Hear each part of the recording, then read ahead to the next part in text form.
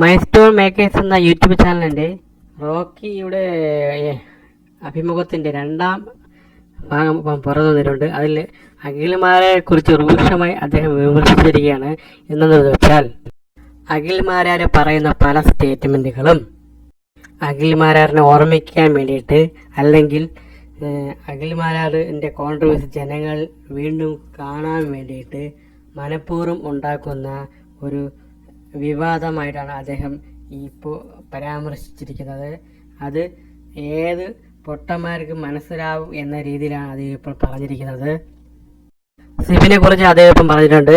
സിബിന് എങ്ങനെയെങ്കിലും അവിടെ നിന്ന് ഇറങ്ങി വരണം എന്നായിരുന്നു സിബിൻ്റെ ആഗ്രഹമെന്നും, വെളിയിറങ്ങിയപ്പോൾ സിബിൻ കണ്ടത് സിബിനെതിരെയുള്ള വാർത്തകളാണ്. അങ്ങനെ ഇനി എങ്ങനെ അകത്ത് കയറി അവിടെ നിന്നിരുന്നെങ്കിൽ എനിക്ക് വിജയിക്കാമായിരുന്നു എന്നൊരു ചിന്ത അദ്ദേഹത്തിന് വരികയും, അങ്ങനെ ബിഗ് ബോസ് തീരുന്നവരെ അവിടുത്തെ കാര്യങ്ങൾ അദ്ദേഹത്തെ അവിടെ നിന്ന് നേരിട്ട കാര്യങ്ങൾ ഒരു വാർത്തയാക്കിയാൽ അവന് നല്ല ശ്രദ്ധിക്കാൻ കഴിയുമെന്നും, അതുകൊണ്ടാണ് അത്രയും നാൾ ഈ ബിഗ് ബോസ് തീരുന്നവരെ സിബിൻ ഒരു ആരോപണമായിട്ട് മുന്നോട്ട് പോയത്.